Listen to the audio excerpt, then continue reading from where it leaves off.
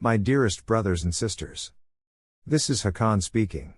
I greet you in peace and love. Today's message is about the principle, say it when all of you means it.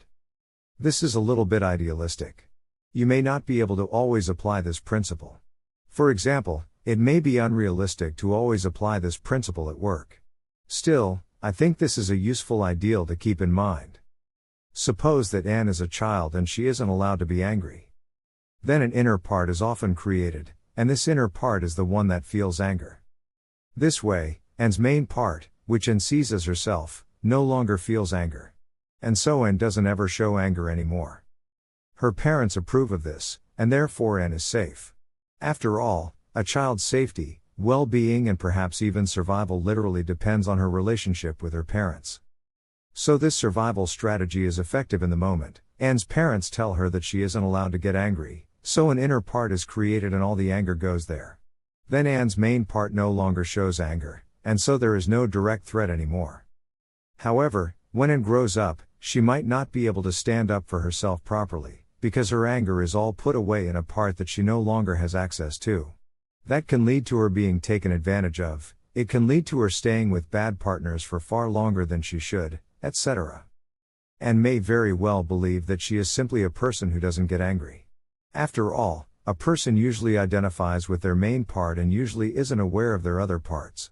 However, anger still exists in Anne, it's just put away in a part she's not consciously aware of.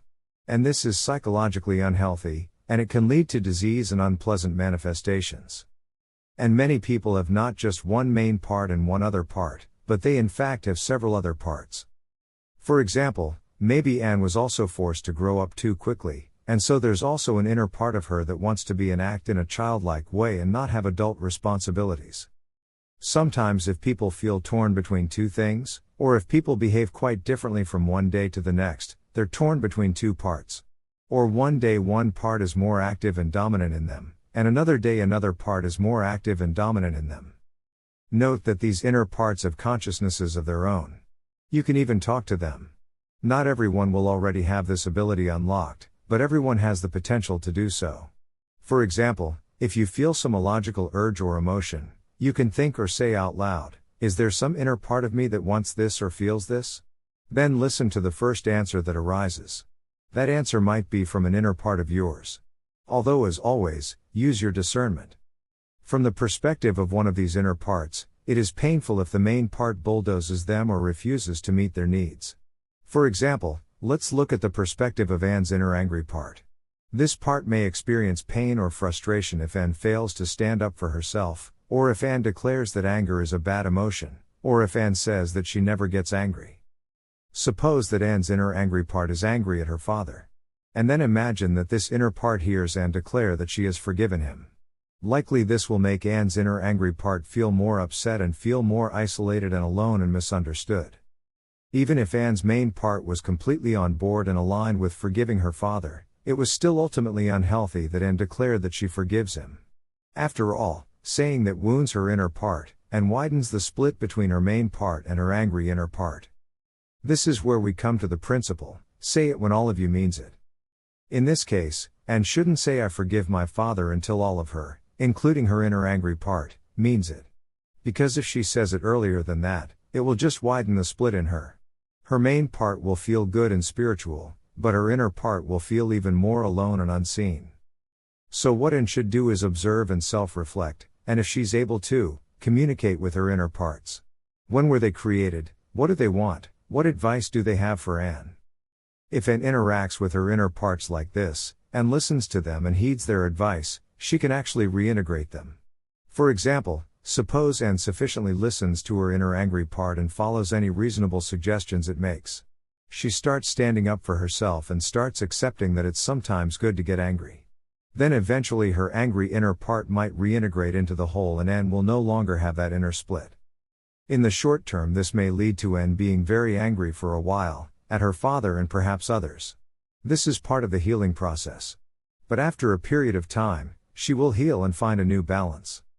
And maybe after that, she can reintegrate the part of her that was forced to grow up too quickly, by listening to it too and meeting its needs and heeding its lessons. And then eventually she may finally be able to say "I forgive my father," when all of her means it. And then that will be a very healing and good thing to say to her, because then all of her will mean it. But she shouldn't say that she forgives her father before all of her means it. Because doing so would wound her inner parts, and would further create a split between her main part and her inner parts. Now, many people have inner parts they are not aware of. So, how can you take care of those parts? Well, here is where our advice comes in, that you should observe whatever arises in you. That is how you can, over time, find these inner parts of yourself. General spiritual practice helps too. And as I mentioned, you can just ask if an inner part is involved in a certain urge or emotion you feel. You can use the phrase I suggested earlier, or formulate your own sentence. Let's look at another example. Tom was told as a child that he wasn't allowed to rest, and he also didn't receive love, until he had successfully accomplished all his tasks. So Tom became a very hard worker, with a resentful inner part that wanted rest and alone time and unconditional love. Tom has a friend called Jane. She asks him to help her move, in a month's time. It's no big deal if Tom says no, then she can just ask other friends or arrange help in some other way. Tom acts out his childhood programming and immediately agrees to help Jane. But then when the day comes, he feels tired and resentful and underappreciated, and he really doesn't want to help her move. His inner part would much rather stay home and rest. But that inner part is in conflict with the main part of Tom, which is trained to always work hard and to keep working until all tasks are done. So then Tom might help but silently resent Jane, even though she has done nothing wrong. Or Tom might say at the last moment that he isn't coming, which puts Jane in a far worse position than if he had just said no a month ago. So, what should Tom have done? Well, he should have said it only when all of him means it. In this case, she asks him to help her move. He responds that he has to check his calendar and he'll give her an answer tomorrow. Then he indeed checks his calendar. He also observes whatever arises in him when he thinks of helping her move. Does it feel fine, or are some negative emotions or stress coming up? He can think or say out loud, "Is there an inner part of me that doesn't want to do this?" And then he listens to the first thing that arises. And if an inner part of him starts speaking to him, he can talk to it. In this way, Tom might decide to listen to his inner part and say no to Jane. Or Tom can find a compromise that Tom's inner part is fine with. For example, he doesn't help Jane move but he helps her in some other way. Or he helps Jane move, but then blocks out some alone time elsewhere in his calendar. Let's say that Tom's inner part doesn't feel good about helping her move, but Tom's main part doesn't feel good about refusing to help her move. In other words, two parts of Tom are directly opposed to each other and a compromise can't be found. What should Tom do in this case? In this case, Tom can think or say out loud, "I want to find inner alignment between the part of me that wants to help Jane move and the part of me that doesn't want to do that." Or alternatively, Tom can visualize two parts of him facing each other and balancing each other out. This might not work, but if it does, Tom may feel an energy shift and one answer might arise. This answer could be help Jane move, don't help Jane move, or some compromise. But now all of Tom will be aligned with this, because the two inner parts will have balanced each other out and found agreement between each other. And then, once he's found inner alignment, he'll answer Jane. And now when he gives his answer, all of him means it. Let's finish by giving a few more quick examples. If something awful happened to you, I would only say I am grateful for that event, because it taught me so much and it made me who I am today, if all of you means that.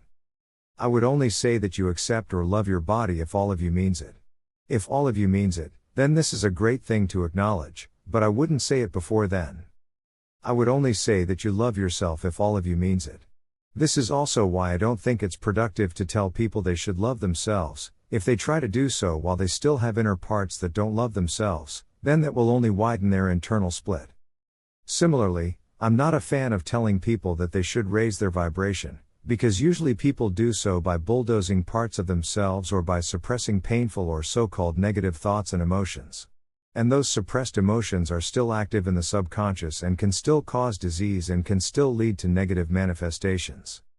As you heal and integrate and observe more and more, your vibration will raise naturally, in a holistic and sustainable and complete way. I would only say that you don't judge, if all of you means it, which means that there's no part of you that judges. Otherwise people will sense that part of you is judging them, while you're telling them that you don't judge, and people won't like that. Up until now, we have interpreted the phrase say it when all of you means it as, do not say things before you're at the point when all of you means it. There is a second valuable way of interpreting the phrase say it when all of you means it. That is, when you're at the point when all of you means something, it is often good to indeed express your truth, and not remain silent. This can be a societal antidote, it can be a medicine that you contribute, it can be a valuable pointing out that the emperor has no clothes. Or at least, it can be an authentic statement. And being authentic means that people who aren't a good match to you will drift away, and people who are a good match to you will be attracted to your light, and both of those things are beneficial. I hope this was helpful. I love you very much. Your star brother, Hakann.